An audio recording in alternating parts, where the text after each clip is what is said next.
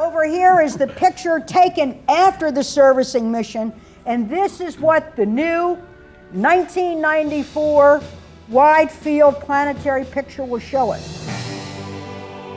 The pictures are remarkable. The science that will come from the pictures are of historical significance. Just from seeing that one picture, you knew that this was going to be a revolutionary telescope. Using Hubble to study the evolution of galaxies, we exploit the fact that a telescope in astronomy acts like a time machine.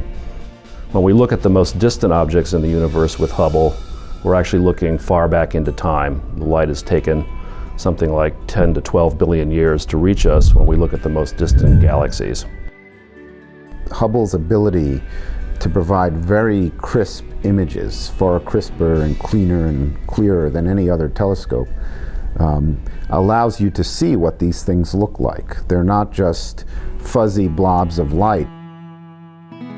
What we're trying to do is piece together the history of galaxy evolution from the very, very earliest galaxies that we can see, which now we're getting within about 1 billion years of the Big Bang, all the way to the present.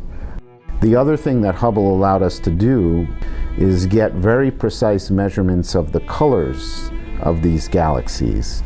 And those colors tell us about the kind of stars that are in the galaxies and how old those stars are.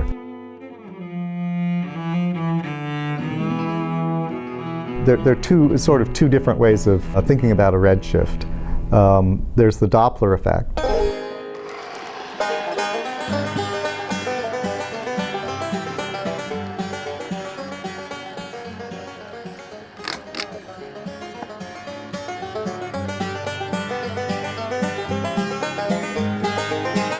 So objects that are moving toward you, if that were happening in light, the light would be shifted to the blue. If it's moving away from you, it would be shifted to the red.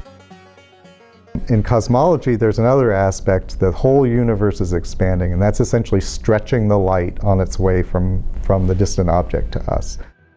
And that really allows you to determine where in the universe the objects you're seeing are, because you're measuring essentially that stretching factor. It's not like we're going to invent a better toothpaste or solve the energy crisis. We're doing things that are at the sort of frontiers of knowledge. One of the great things about being able to study this history of galaxies is it not only tells us about what the cosmic history of formation of stars and galaxies is, but it also can tell us stuff about our own galaxy's past and its potential future as well. I think people just have a powerful urge to understand their origins.